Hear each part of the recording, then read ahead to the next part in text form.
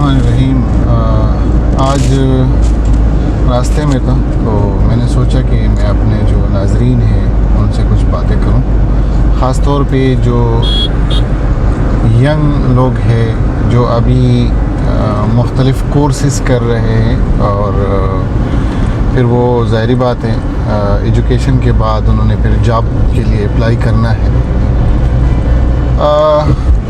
यानी 2012 से मैं ऑन ऑफ हायरिंग करता हूँ मुख्तलिफ़ पोजीशन के लिए, मुख्तलिफ़ ऑर्गेनाइजेशन के लिए, और ये चीज़ मुसलसल मेरे सामने आ रही है कि मिसाल के तौर पे मैं एक बंदा शॉर्टलिस्ट करता हूँ और उसने लिखा है कि मैंने फ़ला कोर्स किया है, मेडिकल के कोर्स ले लेंगे कोई, और उसमें वो कह रहे हैं कि मैंने अल्ट्रासाउंड का भी सर्टिफिकेट हासिल किया है।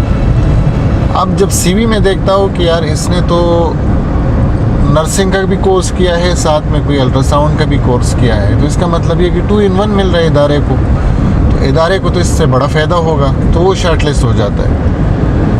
अब जब उस भाई साहब को हम शॉर्टलिस्ट करते हैं तो बाद में इंटरव्यू के दौरान पता चलता है कि इस भाई ने सर्टिफिकेट तो उसके पास है, लेकिन उसके पास अल्ट्रासाउंड का कोई एक्सपीरियंस नहीं, यानी यहाँ तक कि उसने अल्ट्रासाउंड देखा भी नहीं। तो ये कैसे इदारे हैं जो अल्ट्रासाउंड का सर्टिफिकेट तो देते हैं कि इसने अल्ट्रासाउंड सीखा है, लेकिन अल्ट्रासाउंड उसको दिखाया नहीं, तो स्किल्स उसके होते हैं ज़ीरो।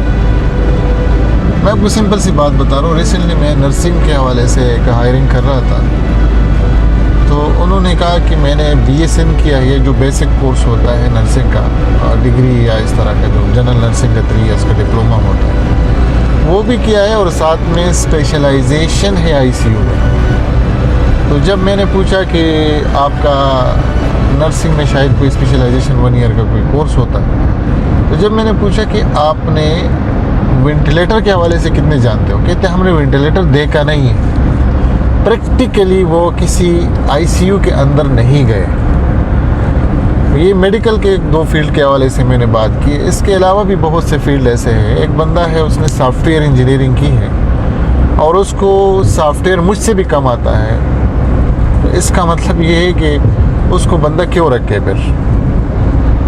तो बहुत दफ़ा ऐसा हो रहा है कि CVs के अंदर चीज़ें बड़ी लिखी होती है, साथ में सर्टिफिकेट्स भी उनके पास होते हैं।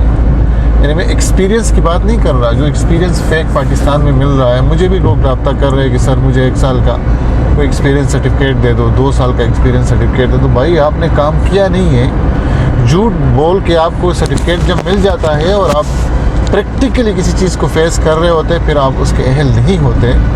और ये शायद कुवैत के अंदर ऐसा हुआ है कि हमारे कुछ लोगों ने यहाँ से सर्टिफिकेट बनवाए हैं ICU के, और कुवैत में गए हैं और उन्होंने देखा कि इनको तो ICU का टक का पता नहीं है। फिर वो एक्सपोज हो जाते हैं, और वो एक्सपोज नहीं हो जाते, हमारे ऊपर जो एतमाद है ना वो एक्सपोज हो जाता है। तो जाली सर्टिफिकेट तो एक तरफ एक गलत काम है और वो बिल्कुल नहीं देने चाहिए, लेकिन उसके साथ साथ जो बाकायदा यूनिवर्सिटीज़ मुख्तलिफ़ सर्टिफिकेशंस करवाती है, तो उन यूनिवर्सिटियों को सोचना चाहिए कि वो सर्टिफिकेशन जिस बंदे को आप सर्टिफिकेट दे रहे हैं उसके एग्ज़ाम्स का क्राइटेरिया क्या है, क्या उसने वो चीज़ कम से कम ABC देखी है उसकी।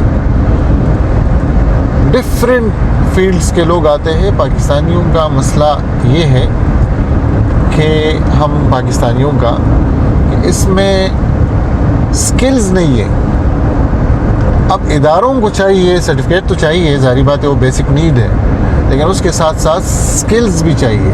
आप अगर कोई बंदा किसी भी चीज़ में लिखा है कि मैंने स्पेशलाइज किया है, तो इसका मतलब ये है कि वो उसके माहिर है, और उसको उसके ABC का पता ना हो, बल्कि वो जगह उसने देखी नहीं हो, तो फिर तो मामला ख़राब है ना।